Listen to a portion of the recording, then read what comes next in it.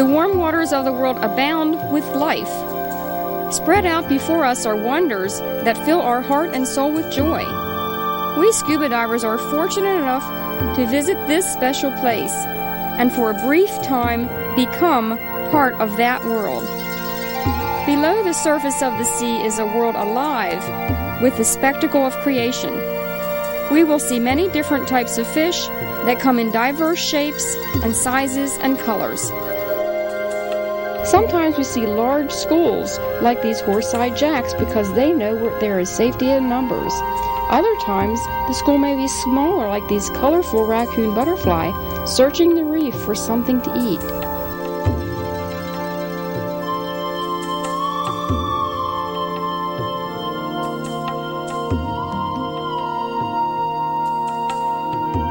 Or we may see one lonely trevally in search of his buddy.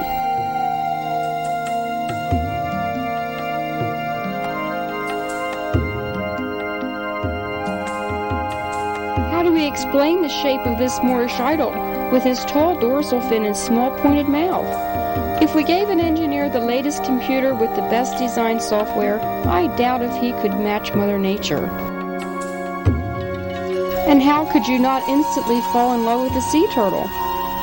One look at those eyes and you're hooked for life. They seem not to mind our intrusion into their world and often go meandering about their day, which usually includes a little sack time.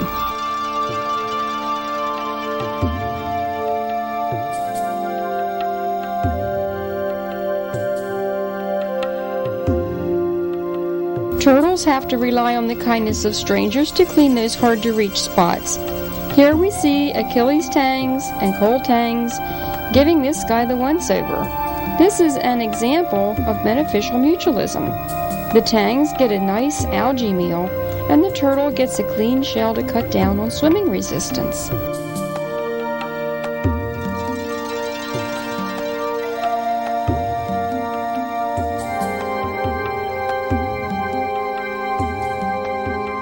Other creatures survive by using stealth to their advantage. Look how adept the moray eel is at moving through the reef, and if we envision this taking place after dark, we can see how he might be able to sneak up on an unsuspecting meal. Less aggressive guys like this pearly jawfish build a hole in the sand to dart into at the first hint of danger.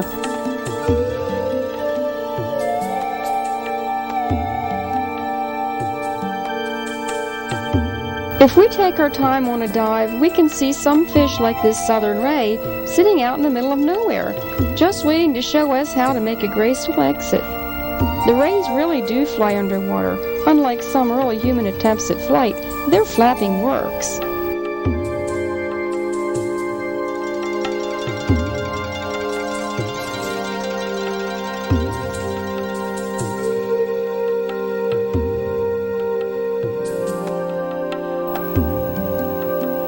Camouflage can be another method of food acquisition.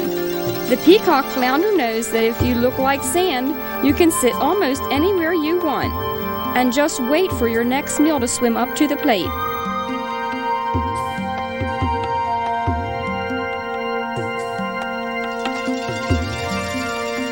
And with these B-17 turrets for eyes, they get to see the world around them without having to get up.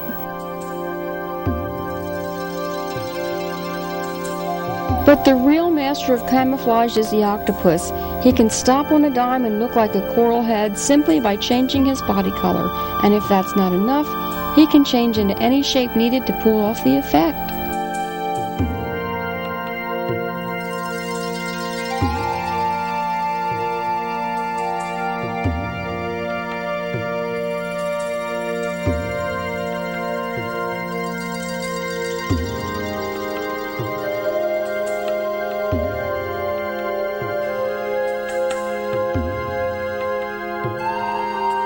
Now you see him? Now you don't. The reef squid must be from outer space. They move like nothing else on this planet and communicate with their own form of bioluminescent language. How lucky we divers are to visit the far corners of the world and see with our own eyes the majesty under the palms. Each and every dive is an event we will remember and cherish for the rest of our lives. And if you doubt that, just listen at the back of the dive boat on your next dive. Is that my first shark? Very good. A white tip. White tip shark. Oh. Thank you.